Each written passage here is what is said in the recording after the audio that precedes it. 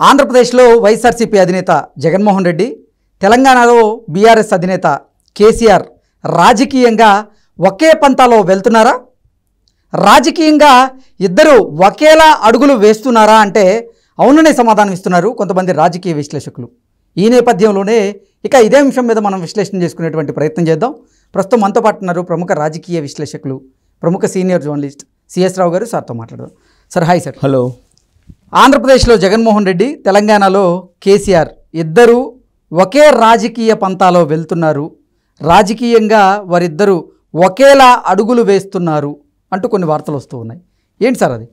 ఇప్పుడు ఇటీవల కాలంలో ఆ రెండు పార్టీలు తీసుకుంటున్నటువంటి నిర్ణయాలు కానీ, కేసీఆర్ అలాగే జగన్మోహన్ రెడ్డి వ్యవహరిస్తున్నటువంటి తీరు కానీ, ఈ రెండు చూస్తే కనుక అసలు ఈ రెండు వేరువేరు పార్టీలా ఒక పార్టీ అని డౌట్ వస్తుంది ఎవరికైనా సరే.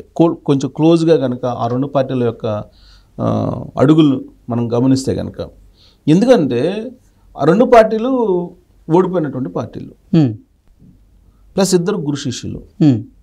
వాళ్ళ పరిపాలనలో ఉన్నప్పుడు ఏ విధంగా వ్యవహరించారు, ప్రతిపక్షంలోకి వచ్చిన తర్వాత ఏ విధంగా వాళ్ళు వ్యవహరిస్తున్నారు అనేది మనం చూస్తే, కేసీఆర్ అధికారంలో ఉన్నప్పుడు ఏం చేశాడు? ప్రగతి భవన్ నుంచి బయట రాల, మినిస్టర్లకి అవకాశం ఇచ్చేవాళ్ళు కాదు కలవడానికి. ఈటల రాజేంద్ర కూడా అదే చెప్పాడు కదా, కలవడానికి అవకాశం లేదని. సరే, ఇంకా ఎమ్మెల్యేలకి అయితే అసలు లేదనుకోండి, మినిస్టర్కే లేకపోతే ఎమ్మెల్యేలకి ఏమొచ్చింది? లేదు. సేమ్ జగన్మోహన్ రెడ్డి ఏం చేశాడు? అక్కడ తాడేపల్లి ప్యాలెస్ నుంచి బయట రాల, ఆ తాడేపల్లి ప్యాలెస్లో ఎవరిని కలవడానికి అవకాశం ఉండాలి. అదొక కంపారిజను పరిపాలనలో ఉన్నప్పుడు.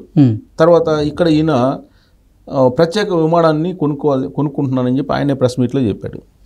తర్వాత హెలికాప్టర్లు బుక్ చేసుకుంటున్నానని చెప్పి ఆయన ప్రెస్ మీట్లో చెప్పాడు కేసీఆర్. నాకు దేశవ్యాప్తంగా అన్ని ప్రాంతీయ పార్టీల కన్నా కూడా హయ్యెస్ట్ విరాళాలు వచ్చినాయి నా పార్టీకి, నేను 15 సీట్ల ప్రత్యేక విమానం కొనుక్కుంటున్నానని అనౌన్స్ చేశాడు. అక్కడ జగన్మోహన్ రెడ్డి ఎన్నికల ముందు 3 హెలికాప్టర్లను బుక్ చేశాడు. తర్వాత ప్రత్యేక విమానంలో తిరుగుతున్నాడు. సరే, ప్రత్యేక విమానం కొంటానని చెప్పి ఆయన చెప్పలేదు, కానీ కొని ఉండేవాడు అధికారంలోకి వచ్చినట్టయితే. హెలికాప్టర్లు అయితే బుక్ చేశాడు, అమెరికా జీవోలు కూడా ఇచ్చారని చెప్పి అప్పట్లో వచ్చినటువంటి న్యూస్. ఇక ఎన్నికల ప్రచారాన్ని చూస్తే, ఇటీవల జరిగిన ఎన్నికల ప్రచారం 2023లో కేసీఆర్, 2024లో జగన్మోహన్ రెడ్డి ప్రచారాలు చూసినట్టయితే కనుక, ఓడిపోతే ఏమవుతుంది, ఫామ్ హౌస్లో కూర్చుంటా అని కేసీఆర్ అన్నాడు. ఆయన ఏమన్నాడు? నేను ఏదైతే అనుకున్నానో అది నేను సాధించగలిగాను, నాకు ముఖ్యమంత్రి కావాలనుకున్నాను, అయ్యాను, దిగిపోమంటే హ్యాపీగా దిగిపోతా అన్నాడు ఆయన, జగన్మోహన్ రెడ్డి ఎన్నికల ప్రచారంలో. సరే, మొత్తం మీద ఇద్దరికి ప్రజలు బుద్ధి చెప్పి ఇద్దరిని ఓడించి ప్రతిపక్షంలో కూర్చోబెట్టారు. ఇక్కడేమో ప్రతిపక్షంలో ఉన్నటువంటి కేసీఆర్ అసెంబ్లీకి వెళ్ళడు. అక్కడేమో జగన్మోహన్ రెడ్డి విపక్షంగా ఉండి ఎమ్మెల్యేగా ఆయనేమో నాకు ప్రతిపక్ష హోదా కావాలని చెప్పి ఆయన అసెంబ్లీకి వెళ్ళడు. తర్వాత ఈ కేసీఆర్ ఎమ్మెల్యే ప్రమాణ స్వీకారానికి అందరూ ప్రమాణ స్వీకారం చేసేటప్పుడు వెళ్ళాల. జగన్మోహన్ రెడ్డి ఏమో అందరూ ప్రమాణ స్వీకారం చేసేటప్పుడు అతనికి ప్రత్యేకమైన గుర్తింపు కావాలి అని చెప్పి అడిగితే, సరే వీళ్ళేదో చంద్రబాబు నాయుడు, పవన్ కళ్యాణ్ ప్రమాణ స్వీకారం తర్వాత ఆయనకి ఇస్తే ఆయన ప్రమాణ స్వీకారం చేసి ఆయన వెళ్ళిపోయాడు అసెంబ్లీ నుంచి, ఆయనే ఉండలేదు. సో ఇప్పుడు వాళ్ళు ఏం చేస్తున్నారు? పార్టీ ఓడిపోయిన తర్వాత ఇక్కడ కేసీఆర్ ఏం చేస్తున్నారు? పార్టీ ఓడిపోయిన తర్వాత బీఆర్ఎస్ పార్టీలో ఉండేటువంటి ఎమ్మెల్యేలను కాపాడుకోలేకపోతున్నాడు. కాంగ్రెస్ పార్టీలో విలీనం అవుతుంది ఇక్కడ అసెంబ్లీలో. అక్కడేమో రాజ్యసభలో ఎంపీలు ఆల్రెడీ బీజేపీలతో మాట్లాడుకొని ఆ రాజ్యసభలో బీజేపీలో విలీనం అయిపోతుంది బీఆర్ఎస్ పార్టీ. క్షేత్రస్థాయిలో బీఆర్ఎస్ పార్టీ ఉంటుందా అని అంటే ఉండేటువంటి అవకాశం లేదు, బీజేపీలో మెర్జ్ చేస్తున్నారు కవితను బయటికి తీసుకొచ్చుకోవడానికి అనేటువంటి చర్చ నడుస్తుంది. దానికి సంబంధించి ఢిల్లీలో కొంచెం పాజిటివ్ సంకేతాలు కూడా కనిపిస్తుంది కవిత బయటకు రావడానికి. ఎందుకంటే సిసోడియాకి సంబంధించినటువంటిది ఫైల్ మూవ్ అయింది. సో అక్కడ కొంచెం ఆయనకి బెయిల్ వచ్చింది. సిసోడియాకి ఎప్పటి నుంచో ఉన్నట్టు సిసోడియాకి ఆ కేసులు సేమ్ కేసులోనే కదా. కాబట్టి సిసోడియాకి బెయిల్ వచ్చింది, కేజ్రీవాల్కి బెయిల్ వస్తుంది, కవితకు కూడా బెయిల్ వస్తుంది. అంటే ఈ బెయిల్ వచ్చే లోపలే బీఆర్ఎస్ వారికి సంబంధించిన మెర్జింగ్, బీజేపీలు ఇవన్నీ జరిగిపోవాలి లెక్క, అంటే వస్తున్నటువంటి ప్రచారం ప్రకారం. సో దానికి సంబంధించినటువంటి ఒప్పందాలు చేసుకోవడానికి హరీష్ రావు, కేటీఆర్ ఢిల్లీ వెళ్ళారని చెప్పి చెబుతున్నారు. సేమ్ అక్కడ కూడా ఆంధ్రప్రదేశ్లో ఏం జరుగుతుంది? అక్కడ లోక్సభలో ఉండే ఎంపీలు బీజేపీ తోటి టచ్లో ఉన్నారు. రాజ్యసభలో ఉండేటువంటి రాజ్యసభ సభ్యులు బీజేపీతో టచ్లో ఉన్నారు. రాజ్యసభలో లోక్సభలో బీజేపీతో విలీనం కావాలనే ఒక ప్రయత్నం జరుగుతుంది అని చెప్పి ఒకటి. దానికి సంబంధించిన టాస్క్ని విజయసాయి రెడ్డికి అప్పచెప్పాడు కేంద్ర హోంశాఖ మంత్రి అమిత్ షా అనేది వినిపిస్తుంది. సరే మరి జగన్మోహన్ రెడ్డి పరిస్థితి ఏంటి అని అంటే ఆయన రేపు మాపు జైల్లోకి వెళ్ళేటువంటి అవకాశం ఉంది అని అంటున్నారు. ఇక్కడ కేసీఆర్ రేపు మాపు జైల్లోకి వెళ్ళే అవకాశం ఉంది. ఆల్రెడీ కాళేశ్వరం ఉంది, యాదాద్రి, భద్రాద్రి, ఫోన్ ట్యాపింగ్ ఈ కేసులన్నీ ఉన్నాయి. ఏదో కేసులో ఈయన లోపలికి వెళ్తారని చెప్పి చెబుతున్నారు. మనం చెప్పడం కాదు, రేవంత్ రెడ్డి చెప్తున్నారు కదా జైల్లో పెట్టడానికి అనేక కేసులు ఉన్నాయని.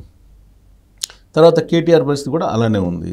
అక్కడ జగన్మోహన్ రెడ్డికి ఆల్రెడీ సుప్రీంకోర్టు నిన్నగాక మొన్న ఇచ్చింది ఏంటి, సీరియస్గా దాన్ని విచారణ చేయండి అని చెప్పి చెప్పారు సుప్రీంకోర్టు.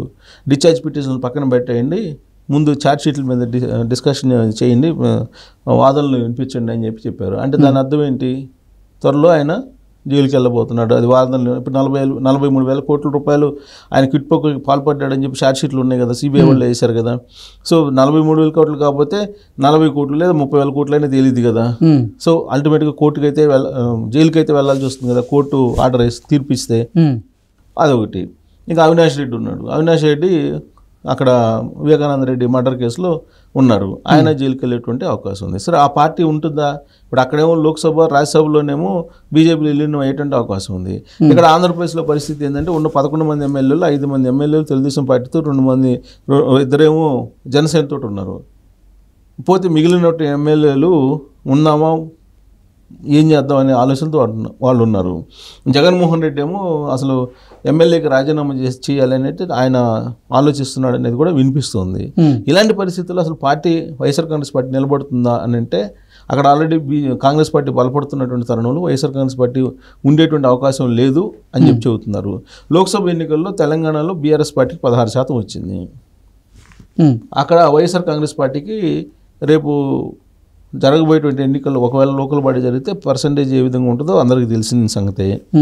సో ఇలాంటి పరిస్థితుల్లో వీళ్ళిద్దరూ వ్యవహరిస్తున్నటువంటి తీరు ఒకేలాగా ఉంది అని ఎవరు కేసీఆర్ అలాగే జగన్మోహన్ రెడ్డి తీసుకుంటున్న నిర్ణయాలు కూడా అలానే ఉన్నాయి. ఇప్పుడు ఇక్కడ కాంగ్రెస్ పార్టీ ప్రభుత్వం ఏర్పడి 7 నెలలు అయింది.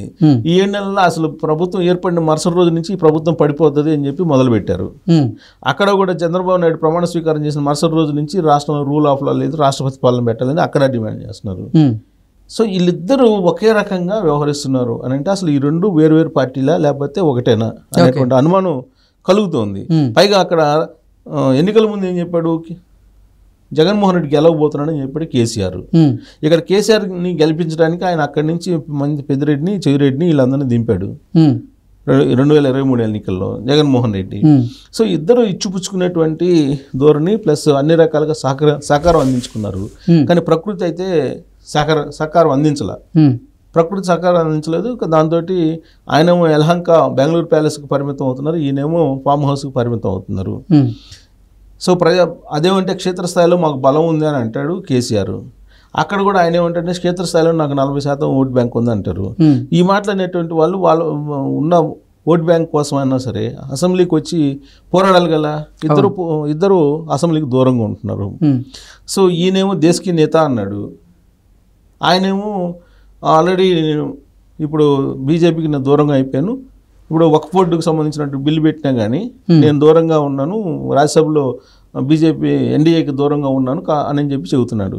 సో ఈ క్రమంలో ఆయనేమో ఇండియా కూటమి దగ్గర అవ్వాలనేటువంటి ఆలోచన చేస్తున్నారు. ఇప్పుడు ఇక్కడ కేసీఆర్ ఏం చేస్తాడు, మెర్జీ చేసి అనేది ఒక ప్రశ్న. మరి ఆయన కూడా కాంగ్రెస్లో చేరతాడా? ఆల్రెడీ కాంగ్రెస్లో చేరాలని ఒక ప్రపోజల్ ఎప్పటి నుంచో ఉంది. మరి కాంగ్రెస్లో చేరతారా లేదంటే బీజేపీలో మెర్జ్ చేసి బీజేపీలోకి వెళ్తారా అనేది చూడాలి.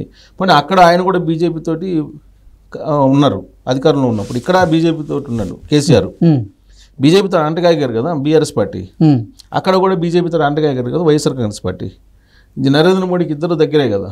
సో కాబట్టి అన్ని రకాలుగా ఏ కోణం నుంచి చూసినా వీళ్ళిద్దరు రాజకీయ అడుగులు కానీ రాజకీయ నిర్ణయాలు కానీ లేదా పార్టీల యొక్క పరిస్థితి కానీ వాటి మనుగడ కానీ ఒకేలాగా కనిపిస్తుంది. సో కాబట్టి ఈ రెండింటిని వేరువేరు పార్టీలుగా మనం భావించడానికి అవకాశం లేదు. ప్రకృతి వీళ్ళిద్దరికి సంబంధించినటువంటి తీర్పు ఇచ్చేసింది. ఇప్పుడు పార్టీల యొక్క మనుగడ ఇక్కడైతే బీఆర్ఎస్ పార్టీ బీజేపీలో విలీనం అవుతుంది అంటున్నారు, అక్కడేమో కాంగ్రెస్లో విలీనం అవుతుంది వైఎస్ఆర్ కాంగ్రెస్ పార్టీ అంటున్నారు. సో మరి విలీనంతో వెళ్తాయా, జెండా బీకేస్తారా వీళ్ళు, లేదంటే మరి వేరే మార్గంలో అంటే చివరి నిమిషంలో ట్విస్ట్ ఇచ్చేటువంటి లీడర్లు వీళ్ళు. ఇప్పుడు కేసీఆర్ హిస్టరీ చూస్తే కనుక సోనియా గాంధీకి ఏ విధంగా ట్విస్ట్ ఇచ్చారో చూసాం. సో అలాంటి ట్విస్ట్ ఇస్తారని అంటే బీజేపీతో ట్విస్ట్ ఇస్తే వేరే విధంగా ఉంటుంది. అలాగే అక్కడ కూడా జగన్మోహన్ రెడ్డి బీజేపీతో కానీ లేదా కాంగ్రెస్ పార్టీతో కానీ ట్విస్ట్ ఇస్తే వేరే రకంగా ఉండే అవకాశం ఉంది. కాబట్టి ఈ రెండు పార్టీలకు సంబంధించినటువంటి భవిష్యత్తు ఒకే రకంగా కనపడుతుంది. ఆ భవిష్యత్తు ఏందనేది మనం చూడాలి.